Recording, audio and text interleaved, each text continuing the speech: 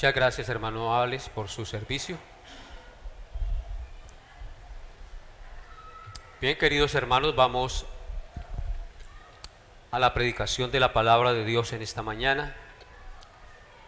Vamos a disponer nuestro corazón en oración. Vamos a pedirle al Espíritu Santo que sea Él disponiendo todo nuestro ser, tomando el control de todo, reconociendo que Él es el Maestro Divino y que Él es el que abre nuestro entendimiento para poder comprender las cosas de Dios. Si el Espíritu Santo no obra en nuestro entendimiento, no podemos comprender la sabiduría de Dios. Así que vamos a orar. Incline su rostro, por favor, y con reverencia pidamos al Señor.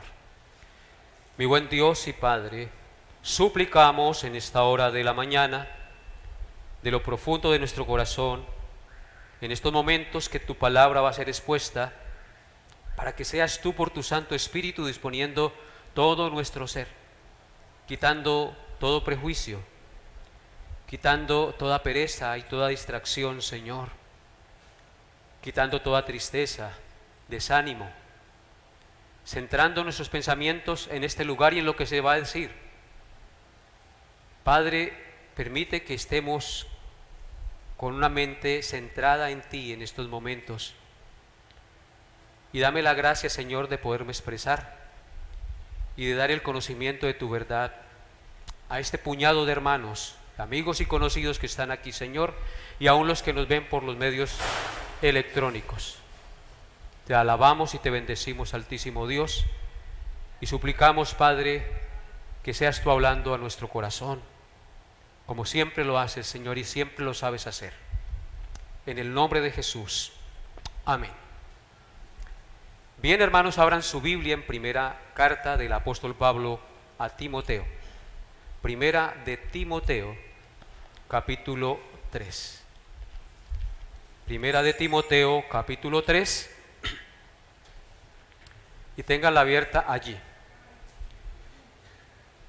Recordemos que nuestro estudio consecutivo de la primera carta del apóstol Pablo a Timoteo, estamos estudiando el capítulo 3.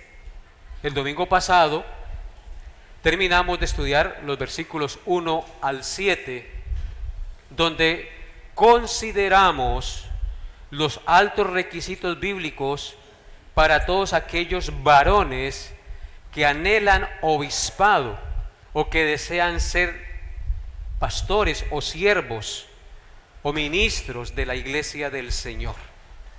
Vimos que el hecho de que Dios haya llamado, levantado y constituido pastores calificados según el mandato bíblico es un acto de amor y un acto de la misericordia de Dios para su iglesia. Porque la iglesia, amados hermanos, necesita ser pastoreada, edificada por la exposición y las exhortaciones de la palabra de Dios, mientras que Cristo regrese por segunda vez a la tierra. La iglesia es comparada con ovejas y un pastor que las guía. ¿Por qué necesitan las ovejas de un pastor? Porque las ovejas, si no tienen quien las guíe, se descarrían.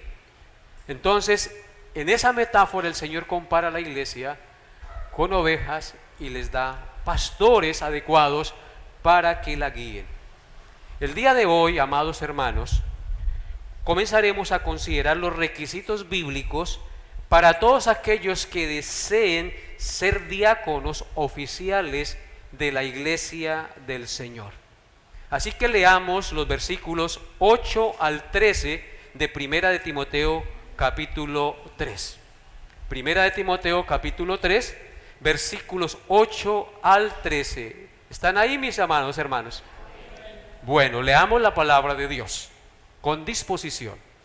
Los diáconos, asimismo, al igual que los ancianos o los que deseen ser pastores, deben ser honestos, sin doblez, no dados a mucho vino, no codiciosos de ganancias deshonestas, que guarden el misterio de la fe con limpia conciencia, y estos también sean sometidos a prueba primero, y entonces ejerzan el diaconado si son irreprensibles.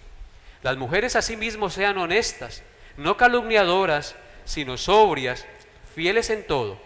Los diáconos sean maridos de una sola mujer y que gobiernen bien sus hijos y sus casas. Porque los que ejerzan bien el diaconado ganan para sí un grado honroso y mucha confianza en la fe que es en Cristo Jesús. Amén. Así que ese será el pasaje en el cual vamos a empezar a meditar el día de hoy. La enseñanza lleva por título el ministerio diaconal, el ministerio diaconal. El pasaje lo estudiaremos de la siguiente manera. En primer lugar, vamos a tener unas consideraciones generales acerca del oficio diaconal. En segundo lugar, vamos a considerar los requisitos para el diaconado, que están en los versículos 8 al 12. Y en tercer lugar, vamos a mirar la recompensa para los que ejerzan bien el diaconado. En esos tres postulados vamos a meditar, pero el día de hoy solo vamos a meditar en el primer postulado, es decir, en las consideraciones generales acerca del oficio diaconal. Así que veamos nuestro primer punto, las consideraciones generales acerca del oficio diaconal. Estas consideraciones acerca del oficio diaconal las haremos contestando 6 preguntas. 6 preguntas vamos a contestarnos acerca de estas consideraciones acerca del oficio pastoral. La primera, ¿cuál es el significado de la palabra diácono? La palabra diácono viene de la palabra griega diákonos con K, que significa un servidor, ayudante, alguien que colabora para que la casa marche en orden. En términos generales y simples, eso es lo que significa la palabra diácono. Servidor, ayudante, alguien que colabora, que sirve para que la casa marche en orden. La palabra diácono es la traducción de la palabra griega diáconos, que aparece 29 veces en el Nuevo Testamento. Sin embargo, curiosamente, solo 4 de esas 29 veces aparece literalmente la expresión diácono. Usted lee el Nuevo Testamento y no va a encontrar sino 4 veces, 4 veces la palabra diácono de manera literal. Está en Romanos 16:1, en Filipenses 1:1, en Primera de Timoteo 3:8, en este pasaje que estamos estudiando, y en Primera de Timoteo 3:12. Solo en esas 4 partes podemos encontrar la palabra diácono de manera literal. Los otros ejemplos de la palabra simplemente son traducidos como siervo, servidor o mensajero, o uno que ministra por el bien de los demás. Por ejemplo, en Lucas capítulo 22, si usted va conmigo allá, dice Lucas 22, 24 al 27, sin perder el texto base obviamente, Lucas 22, 24 al 27, dice: hubo también entre ellos una disputa sobre quién de ellos sería el mayor. Pero él les dijo: los reyes de las naciones se enseñorean de ellas, y los que sobre ellas tienen autoridad son llamados bienhechores. Mas no así vosotros, sino sea el mayor entre vosotros como el más joven, y el que dirige como el que sirve. En esa palabra sirve está la palabra diácono. Entonces, como el que sirve, porque ¿cuál es mayor? ¿El que se sienta a la mesa o el que sirve? ¿No es el que se sienta a la mesa? Mas yo estoy aquí entre vosotros como el que sirve. Cristo se identifica como un diácono, como alguien que sirve. Bien, hermanos, solo quería hacer esa mención para hacer referencia a que la palabra diácono es la traducción de la palabra griega diáconos, que aparece 29 veces en el Nuevo Testamento, pero con otras palabras sinónimas. Y curiosamente, solo 4 aparece la palabra diáconos en el Nuevo Testamento. Y los otros ejemplos son simplemente traducciones de siervo, servidor o mensajero, o uno que ministra a los demás, como les decía. En Hechos capítulo 6, vaya conmigo allá, en Hechos capítulo 6, verso 2, dice: entonces los 12 convocaron a la multitud de los discípulos y dijeron: no es justo que nosotros dejemos la palabra de Dios para servir a las mesas. Este es el pasaje que con más frecuencia es asociado con el oficio del diácono.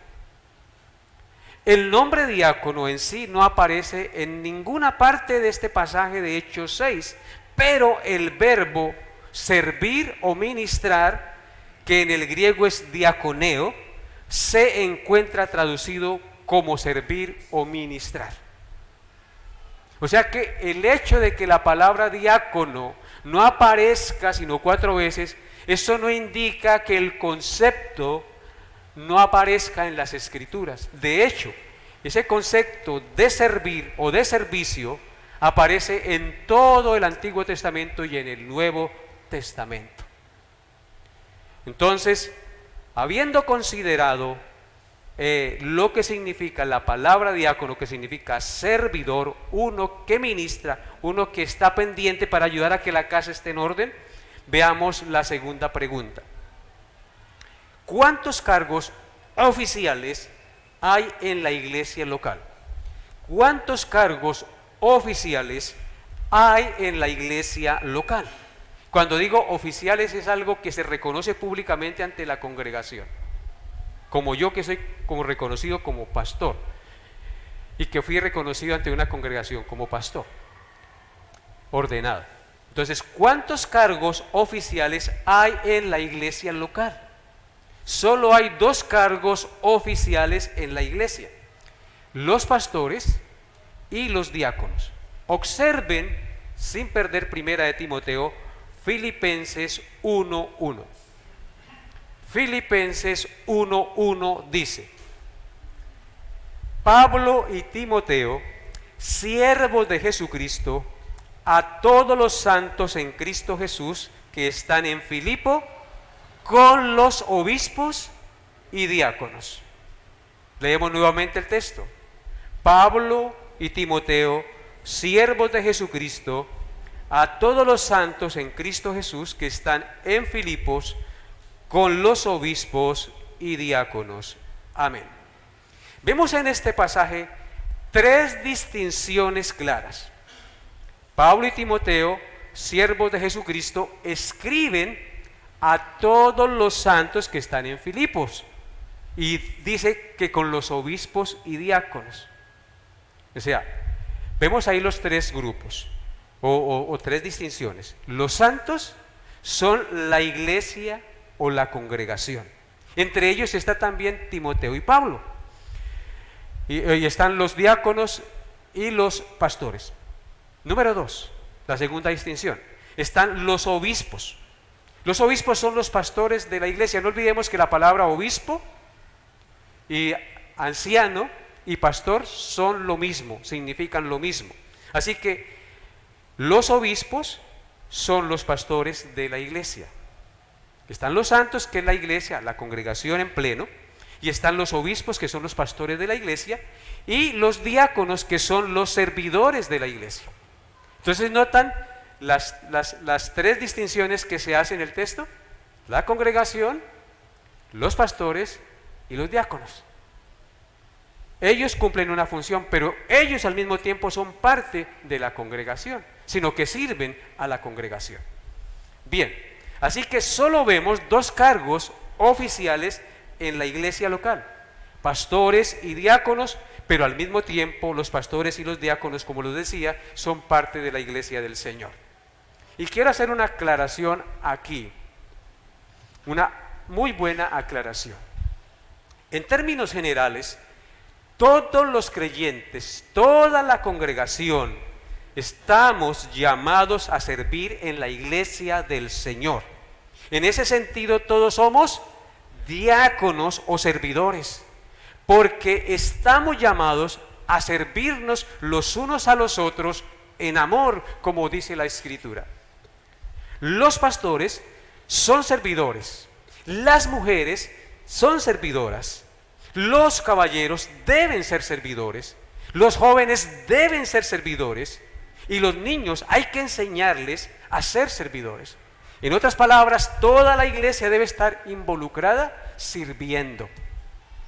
Todos somos diáconos, pero la Escritura enseña que hay diáconos oficiales y pastores que son delegados de una manera específica por la iglesia para esta labor.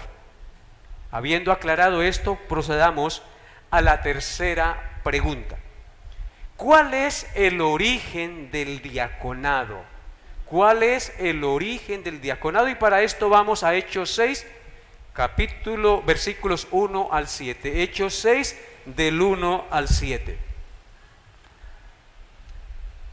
Vamos a leer nuestro texto. Hechos 6, del 1 al 7. ¿Qué dio origen al diaconado?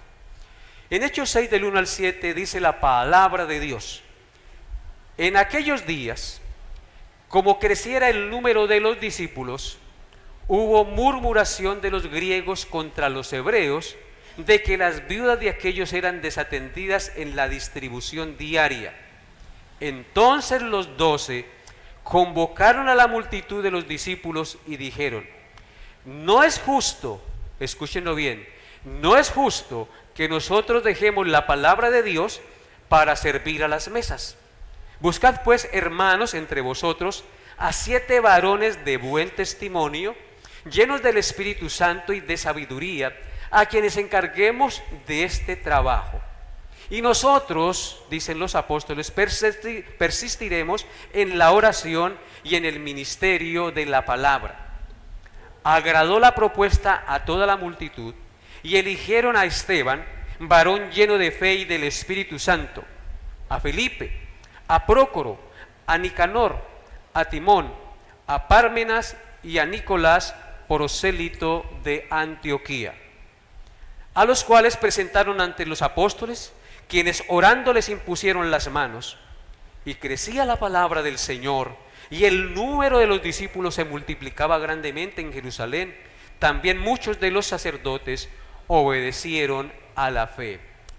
Amén. Entonces, mis amados hermanos, hemos leído un pasaje muy especial.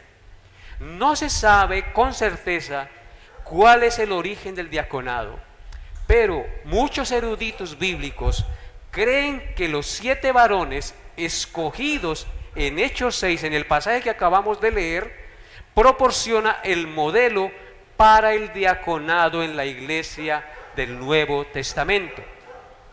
En Hechos 6, aunque no aparece la palabra diácono de manera explícita, nos proporciona un modelo o un paradigma para el oficio diaconal que parece haber sido seguido para la administración en la iglesia primitiva y que se ha extendido a través de los siglos hasta el día de hoy.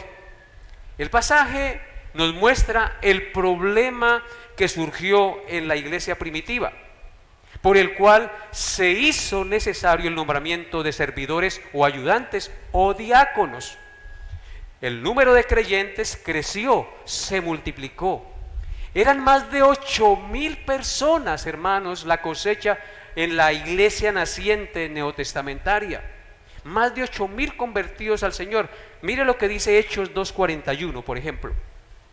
Hechos 2:41, en ese sermón que Pedro predicó, que les exhortó y que la gente se arrepintió, dice en Hechos 2:41: así que los que recibieron su palabra fueron bautizados, y se añadieron aquel día como 3,000 personas.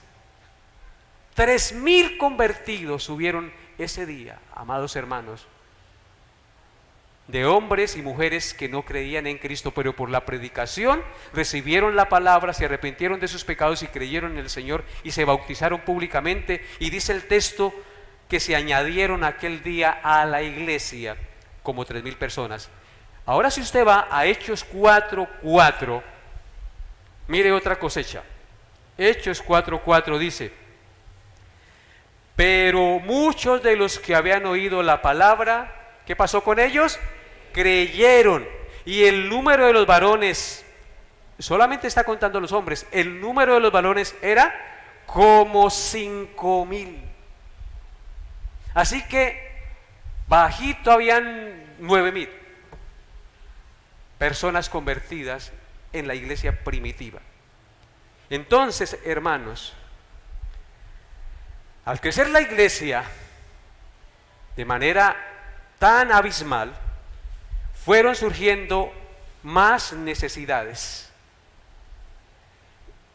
tanto necesidades físicas, materiales, como necesidades espirituales entre los nuevos creyentes. En este caso se menciona un problema en el pasaje que leímos en Hechos. Las viudas judías de habla griega, aquellas que vivían por allá fuera y que habían aprendido el idioma griego, pero que eran judías, no estaban siendo atendidas en sus necesidades porque ellas, por ser viudas, necesitaban o dependían de la ayuda del sustento diario de los hermanos en la congregación. En consecuencia, cuando llegó esa queja a los oídos de los apóstoles o de los ancianos de la iglesia, ellos razonaron y llegaron a una conclusión. Ellos dijeron que no podían dejar a un lado el importantísimo ministerio de la predicación de la palabra de Dios y la oración para ponerse a servir a las mesas. Ellos no están despreciando ese trabajo. Es decir, para ponerse a atender las necesidades físicas de algunos creyentes en la iglesia. Entonces los apóstoles convocaron a los creyentes y dieron una sabia solución a ese problema. Entonces, vamos a mirar nuevamente el texto, por favor. Pongan sus ojos allí, porque es que así es que aprendemos. Miremos nuevamente el texto. Entonces, en el verso 2, Efesios 6:2, entonces los 12, los ancianos, convocaron a la multitud de los discípulos y dijeron: no es justo, escuchan esa palabra, no es justo que nosotros dejemos la palabra de Dios para servir a las mesas ante este problema que ha surgido. Buscad pues, hermanos, entre vosotros 7 varones de buen testimonio, llenos del Espíritu Santo y de sabiduría, a quienes encarguemos de este trabajo. Entonces, proponen buscar varones de buen testimonio para encargarse de esa labor. Y dice el verso 7, y nosotros, como ancianos, como pastores, persistiremos en la oración y en el ministerio de la palabra, la predicación y la enseñanza de la palabra. Agradó la propuesta, una propuesta sabia que viene del Espíritu Santo de Dios. Agradó la propuesta a toda la multitud y eligieron a Esteban. Y miren las virtudes de Esteban, y eso lo estudiaremos el otro domingo, ¿no? Varón lleno de fe y del Espíritu Santo. A Felipe, a Prócoro, a Nicanor, a Timón. Ahí si quieren un nombre para su hijo, pues ahí lo pueden tomar. A Timón, por ejemplo. A Timón, a Pármenas, otro nombre para su hijo. Y a Nicolás, prosélito de Antioquía. Estos varones, a los cuales presentaron ante los apóstoles, es decir, ante los ancianos, quienes orando, es decir, los examinaron y luego oraron y les impusieron las manos, los delegaron públicamente, oficialmente, para que se ocuparan de esta labor. ¿Y cuál fue el resultado? Y crecía la palabra del Señor y el número de los discípulos se multiplicaba grandemente en Jerusalén, y también hubo muchos sacerdotes de los fariseos que obedecieron a la fe del Señor. Así que, amados hermanos, entonces creemos que por este episodio que acabamos de mirar a grandes rasgos y registrado allí en Hechos capítulo 6, podemos decir que esto dio origen al ministerio diaconal en la iglesia primitiva, porque este es el punto que estamos viendo, el origen del ministerio diaconal. ¿Amén? ¿Me estoy haciendo entender? Muy bien. Pregunta número 4. ¿Cuál es el ministerio esencial de los diáconos? Algo muy importante. ¿Cuál es el ministerio esencial? O sea, a lo que más deben enfocarse ellos. Esencial. No que no puedan hacer otras cosas, pero es el esencial. Por ejemplo, las mujeres tienen un ministerio esencial, que aquí lo vimos. Y eso no quiere decir que no podían hacer otras cosas, pero hay un ministerio esencial: ser madres, ser esposas, guardar y procurar tener un hogar para la gloria y la honra de Dios. Eso es esencial en la vida de una mujer que es casada. Y lo mismo el varón, tiene un ministerio esencial en su hogar. Entonces, ¿cuál es el ministerio esencial de los diáconos? Existe mucha confusión en la tarea que deben desempeñar los diáconos en la iglesia. Y esto se debe a que normalmente se entiende que los diáconos están para servir. Pero la verdad es que esta tarea es de cada creyente en la iglesia, no solamente de los diáconos. Si decimos que la tarea de servir es solo de los diáconos oficiales, las ovejas tienden a dejar de servir, porque dicen ellas que servir es el rol de los diáconos. Y entonces se echan a las petacas las ovejas, se acuestan y solo coma y coma.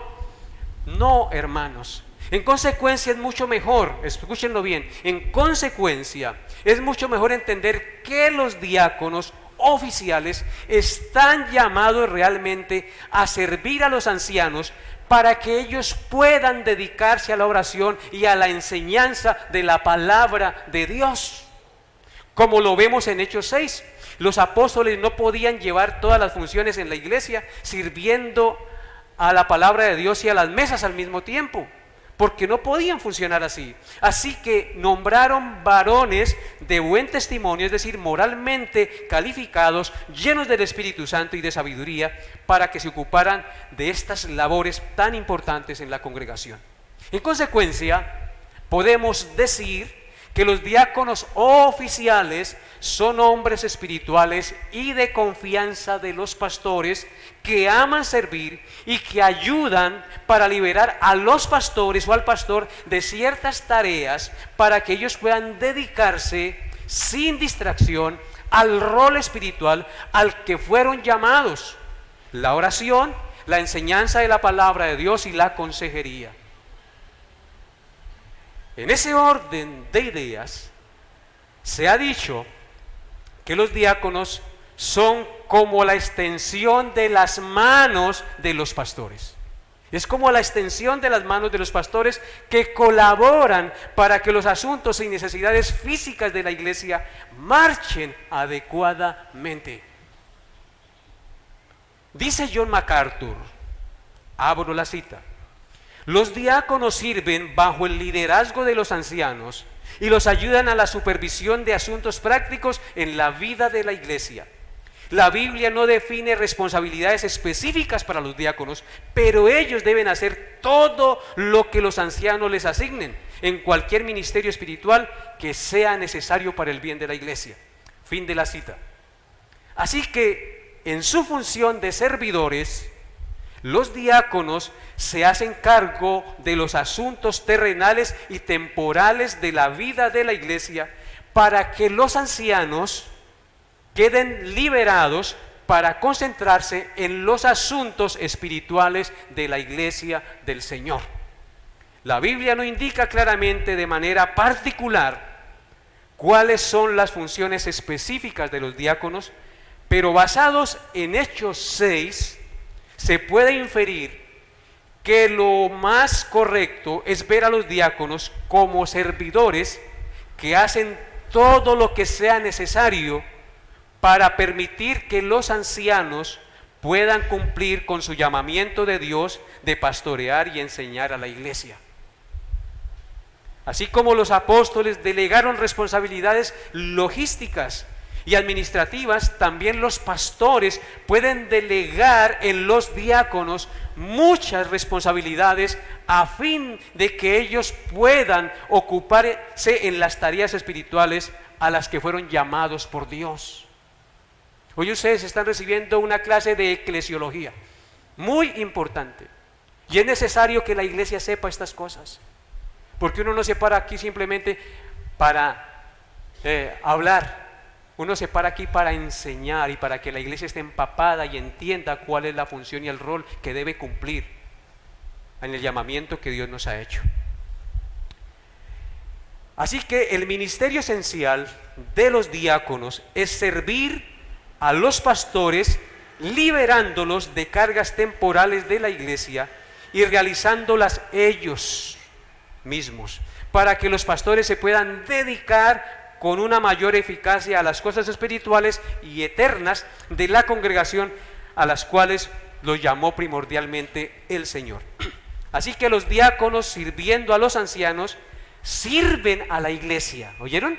Los diáconos, sirviendo a los ancianos, sirven a la iglesia y en consecuencia, escuchen bien lo que les voy a decir, esto traerá mayor bendición a la congregación. Vaya conmigo a Hechos nuevamente. Capítulo 6, versículos 6 y 7. Hechos 6 y 7. Son nombrados los diáconos, son presentados ante los pastores, a los cuales presentaron, verso 6, ante los apóstoles, quienes orando les impusieron las manos en señal de delegar ese cargo. ¿Y qué pasó después de haber tomado esa sabia decisión y haber puesto solución a ese problema? Y crecía la palabra del Señor. Es decir, se extendía por muchas partes. Y el número de los discípulos se multiplicaba. Al darse a conocer la palabra de Dios, ¿qué pasa? Muchos vienen al conocimiento, ¿cierto? Y vienen a ser discípulos del Señor. ¿Y cuál es el resultado? Se multiplicaba grandemente en Jerusalén y también muchos de los sacerdotes obedecían a la fe. Esto es fruto, amados hermanos, esto de que dice el verso 7, es fruto del servicio de los diáconos oficiales que pueden liberar al pastorado para que el pastorado cumpla con la función a la que fue llamado por el Señor Dios Todopoderoso. ¿Me hice entender? Entonces, si nosotros actuamos de acuerdo a lo que la Escritura dice, vamos a poder funcionar más adecuadamente y la iglesia va a cumplir un papel más eficaz en medio de la sociedad. Y esto es importantísimo. Entonces, habiendo entendido cuál es el ministerio esencial de los diáconos, consideremos la quinta pregunta. ¿Cuáles son algunos deberes que los pastores pueden delegar en los diáconos? Buena pregunta, ¿cierto? ¿Cuáles son algunos deberes que los pastores o ancianos pueden delegar en los diáconos? Cada pastor o cuerpo de ancianos es autónomo en delegar responsabilidades a los diáconos. Cada iglesia es autónoma en ese sentido, en delegar funciones a los diáconos. Tengo aquí, amados hermanos, en mis apuntes, 12 deberes generales en las que los diáconos pueden ser muy útiles para la iglesia y para los ancianos. Primera, ya la vimos, pero lo voy a repetir: ayudar a los pastores en cualquier área que lo requieran para que ellos, los pastores, puedan dedicarse al pastoreo de la iglesia con mayor eficacia. es decir, a la enseñanza de la palabra de Dios, la oración, la consejería y la visitación. Número 2, los diáconos deben velar por la condición física y material de los hermanos necesitados de la congregación. Deben procurar enterarse, indagar qué hermano tal vez esté pasando por una necesidad física o espiritual también, para prestarle ayuda, Así que los diáconos, a ellos se les delega también esa labor de velar por la condición física y material de los hermanos necesitados de la congregación. Obviamente que la iglesia no se va a convertir en un sitio de beneficencia solamente, es necesidades verdaderas.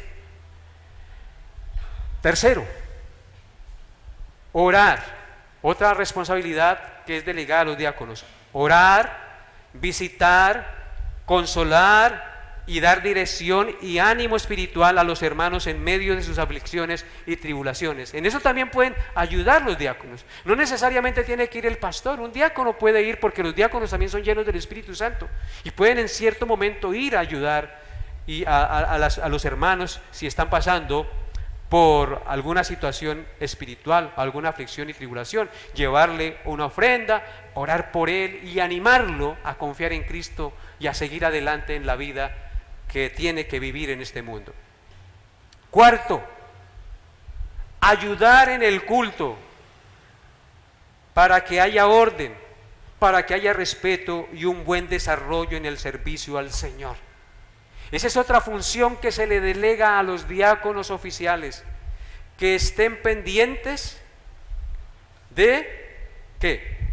De ayudar en el culto, de ver que todo se pueda desarrollar en orden, con respeto y un buen desarrollo del servicio para que honremos a Dios.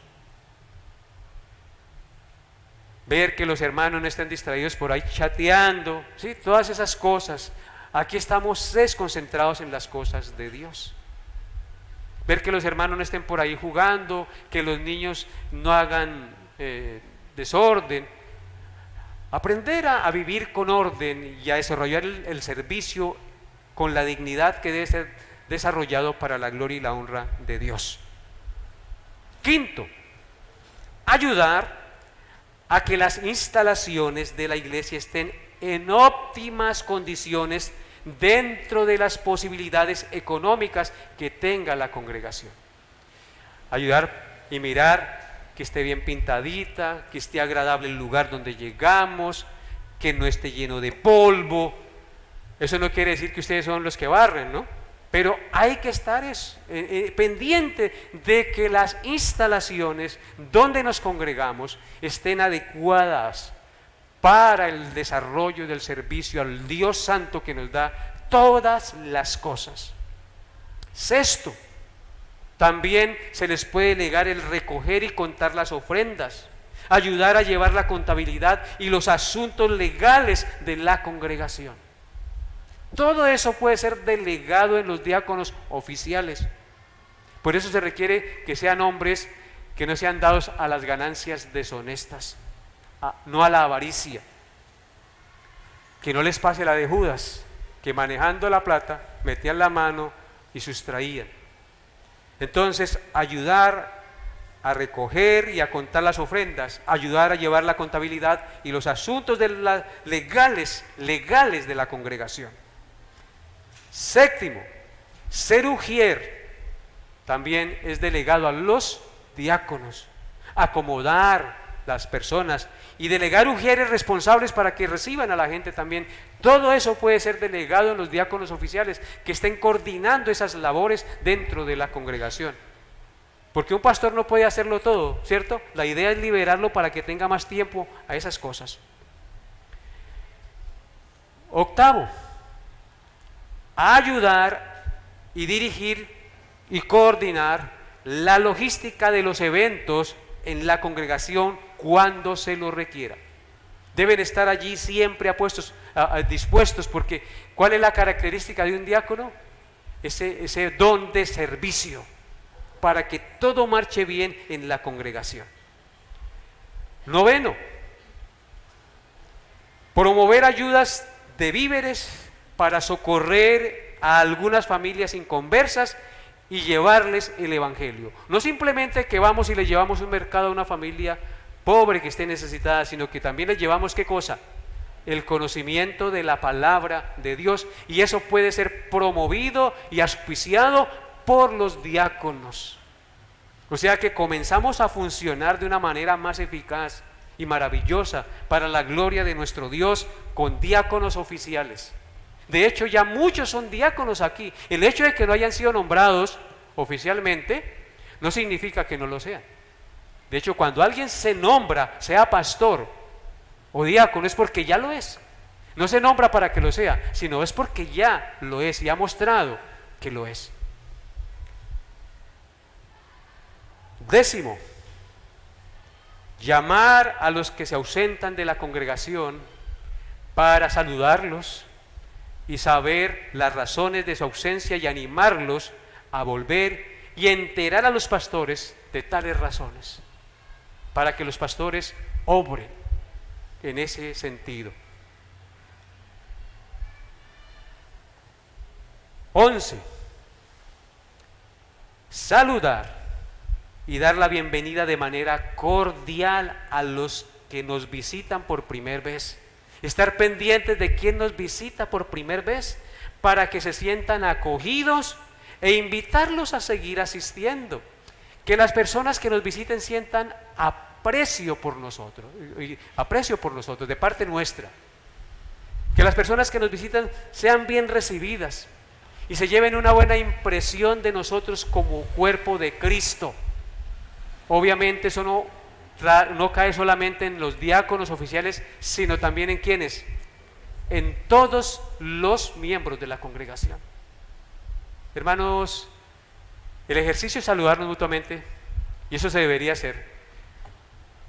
Por lo general, cada 8 días nos saludamos ahí los que están cerquita. Yo procuro saludar a todos, pero hoy le invito, amado hermano que me escucha, a que salude al que no ha saludado. De que el próximo domingo o ahorita al terminar el servicio se acerque. Mire, yo no lo he saludado, Dios lo bendiga, mi hermano, me encanta conocerle. Saludarnos mutuamente, conocernos, ser hermanos, ser amigos, tener hermandad, comunión, coinonía, conocernos los unos a los otros. Y eso es tarea de todos, no solamente de los diáconos, pero es algo que se le delega a los diáconos para que ellos den ejemplo y todos sigan eso. Yo les doy ejemplo de saludar. Todos somos diáconos. Y 12, ser directores de culto. También se les puede delegar a los diáconos. ¿Qué es ser director de culto? Lo que hizo este mes el hermano Alex Cubillos, que es pararse aquí, darle la bienvenida y dirigir, ser como el maestro de ceremonias en términos humanos, pero aquí es director de culto, que lleva la batuta del servicio y que va pautando la orden y el desarrollo de la liturgia de manera especial. Y así pueden haber muchísimos más deberes que se les pueden delegar a los diáconos oficiales, amados hermanos. No sé si ustedes me están captando, no se me duerman. No sé si ustedes me están captando lo importante de este ministerio. Lo importante, es muy importante, y por eso Dios en su infinita sabiduría sabe qué es lo que le falta a una iglesia. En Gálatas 5, versículos 13 al 14 dice, Gálatas 5, 13 al 14, porque vosotros, hermanos, a libertad fuisteis llamados, solamente que no uséis la libertad como ocasión para la carne, sino servíos por amor los unos a los otros. Porque toda la ley en esta sola palabra se cumple: amarás a tu prójimo como a ti mismo. O sea que el diaconado es la práctica de este mandamiento: amar a mi prójimo como me amo a mí mismo. Porque dice, servíos los unos a los otros por amor. Bendito sea el Señor.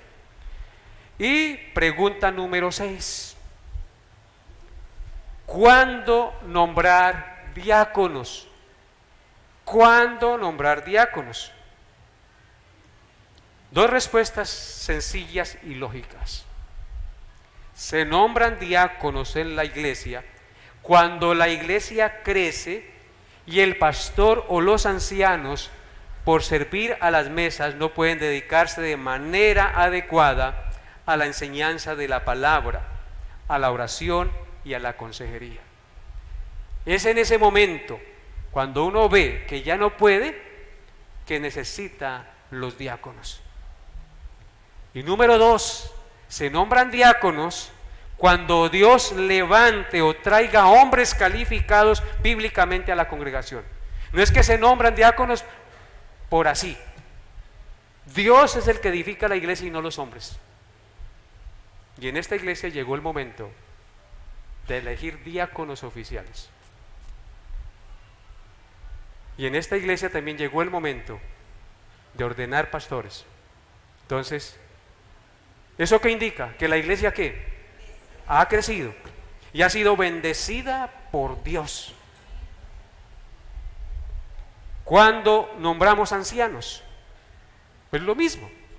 Cuando la iglesia crece y el pastor fundador no puede cubrir todas las necesidades espirituales de la congregación, entonces ahí uno necesita otro pastor, otro anciano que le ayude. Y cuando el Señor levanta, cuando también nombramos ancianos, cuando el Señor levante o traiga un hombre o otros hombres calificados bíblicamente a la congregación. Es cuando Él diga, no cuando uno quiera. No depende de nosotros. Yo en esta congregación he luchado por levantar ancianos y muchos han torcido los pies. Otros se han ido y queda uno frustrado. Otros pelan el cobre y entonces ve uno que no sirven para tal oficio. Pero poco a poco el Señor en su gracia trae y levanta a aquel varón, a aquellos varones calificados para esta labor. Por eso digo que no es cuestión del pastor, es cuestión de Dios en su tiempo. Yo les he dicho, hermanos, que un árbol se planta y al otro día usted no recoge frutos. Se requiere de mucho tiempo, de crecimiento, de un proceso hasta que ese árbol crece, echa ramas y luego un brotecito y luego produce fruto. Y ahí vamos en esa labor, hermanos, edificándonos paso a paso con la ayuda de nuestro Dios. Así que si alguien le pregunta, pastor, ¿usted de qué habla? Habla como si usted tuviera todas las cosas. No, yo no las tengo. Estoy procurando y procuro edificar la iglesia y es mi deber. Y estoy en ese proceso de organizar la iglesia tal como la Escritura lo manda, pero es hasta que el Señor traiga a los que ha de traer, levante a los que ha de levantar. Y entonces ha llegado la necesidad. Y ahí estamos, queridos hermanos, en ese proceso. Y para terminar, miremos una aplicación práctica a nuestra vida acerca de esto que hemos visto hoy. Piensen en esto. Si todos somos llamados por Dios a ser diáconos, entonces la pregunta que debe taladrar mi conciencia es: ¿estás sirviendo en la obra del Señor de alguna manera?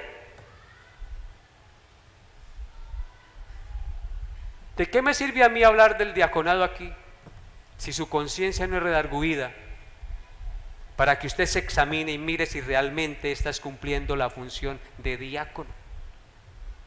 ¿Estás sirviendo en la obra del Señor de alguna manera, mi amado hermano, amigo, hermana que me escucha? Cristo es nuestro mayor ejemplo y modelo de diaconado. Él, siendo el rey que necesita ser servido o que quiere que su pueblo le sirva, nos dio el ejemplo de servicio. En Lucas 2, 22, 24 al 27, dice la palabra de Dios. Lucas 22, 24 al 27. Dice: pero hubo también entre ellos una disputa sobre quién de ellos sería el mayor. Ese es el problema del hombre, que siempre queremos ser los mayores, los más importantes, porque lo importante en el mundo es aquel que tiene quien le sirva. Entonces, hubo también entre ellos una disputa sobre quién de ellos sería el mayor. Lucas 22, 24. Pero él les dijo: los reyes de las naciones se enseñorean de ellas, y los que sobre ellas tienen autoridad son llamados bienhechores. ¿Qué hacen los reyes? Se enseñorean de las naciones en lugar de servir. Verso 26. Mas no así vosotros. Nosotros somos diferentes al mundo. No así vosotros, sino sea el mayor entre vosotros como el más joven, y el que dirige como el que sirve. Porque ¿cuál es mayor? ¿El que se sienta a la mesa o el que sirve? ¿Cuál es mayor, hermanos? El que se sienta a la mesa en términos humanos, ¿cierto? No es el que se sienta a la mesa, dice, mas yo estoy entre vosotros como el que sirve, dice Cristo. Yo vine no a ser servido, mereciendo ser servido. Yo no vine a ser servido, sino a servir. En consecuencia, mi amado hermano, hermana, que me escucha, ¿a qué vienes tú a la iglesia? ¿A que le sirvan o a servir? ¿Cuál es el ejemplo de Cristo? ¿Cuál debe ser mi disposición como hijo de Dios, como persona nacida de nuevo? Pastor, hermanos, ¿en qué puedo servirles? Yo soy parte de la iglesia, y como parte de la iglesia, como miembro, cumplo una función. Este brazo unido a mi cuerpo cumple una función. Y Pablo compara la iglesia con un cuerpo humano, donde cada miembro cumple una función. La mano no puede cumplir la función del oído. Cada uno cumple una función. En la iglesia no hay jerarquías. En la iglesia hay servicios o deberes que debemos cumplir como hijos de Dios, funciones que debemos llevar a cabo como hijos de Dios. El ojo cumple una función, el oído una función, la mano, el pie, todo nuestro cuerpo cumple una función, y todo trabaja armoniosamente para que el cuerpo funcione, ¿sí o no? Así también la iglesia es como un cuerpo donde todos debemos trabajar en armonía para que todo funcione y honremos y glorifiquemos a nuestro Dios. Amén. ¿Me hice entender? Gloria al Señor. Esa es la verdad bíblica. Y quiero hacer una aplicación más práctica aún. Pastor, pues es que en la iglesia no hay mucho que servir. Hermano, hermana, tú sirves al Señor cuando sirves a tu esposo en tu casa. ¿Sí? ¿A quién representa el esposo en la casa? A Cristo. ¿Y a quién representa la mujer en la casa? A la iglesia. Así que cuando la esposa es buena esposa, es como si estuviera sirviendo ¿a quién? A Cristo. Así que cuando el esposo trata bien a su esposa, como Cristo amó a la iglesia y se entregó por ella, es como si estuviera Cristo sirviendo ¿a quién? A la iglesia. ¿Notan, hermanos, esta comparación? Así que nosotros podemos servir a Dios y a la iglesia en cualquier parte. Cuando la pareja, cuando el matrimonio procura llevar una vida armoniosa, en paz, en armonía como hijos de Dios en el hogar, están contribuyendo al buen funcionamiento de la iglesia, porque se evitan malos comentarios y mal testimonio. Ese no es que dice que asiste a la iglesia y mírenlos cómo viven como perros y gatos. Ese no es el deber que ustedes deben cumplir. Inadecuado, por supuesto. El deber suyo como esposos es dar testimonio de la unidad y de la armonía entre Cristo y la iglesia, de ese amor que Cristo dio por su iglesia. Entonces, en cualquier lugar donde estemos, podemos servir al Señor. Que se diga, mire, él asistió a una iglesia cristiana y su vida lo demuestra. Y allí estamos sirviendo y glorificando al Señor. Así que tú, esposo, sirves a Dios cuando tratas a tu esposa y amas a tu esposa como Cristo amó a la iglesia. Y tu hijo, sirves al Señor cuando honras a tus padres en tu casa y los obedeces y amas a tus padres y los respetas.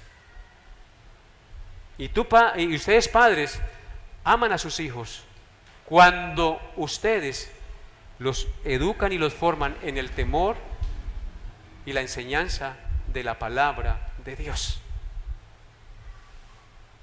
Así que de otra manera también lo pueden hacer, compartiendo el evangelio a otros que no conocen, invitando a la iglesia para que vengan y conozcan.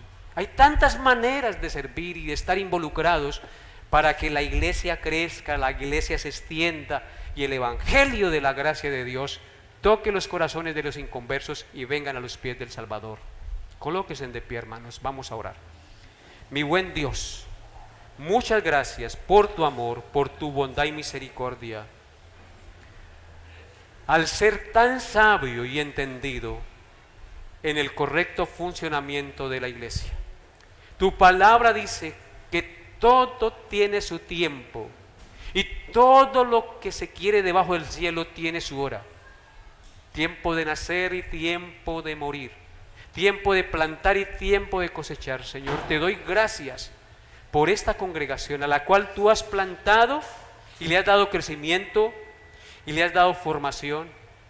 Y ahora ha llegado el momento, mi Señor, porque has traído también hombres y personas a la iglesia para poder funcionar más adecuadamente y más oficialmente, mi Señor, para gloria y honra de tu santo y glorioso nombre.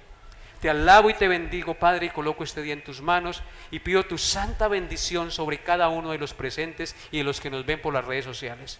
Que seas tú hablando a sus corazones y seas tú moldeando su carácter para que se conformen cada día más a la imagen de tu Hijo Jesucristo.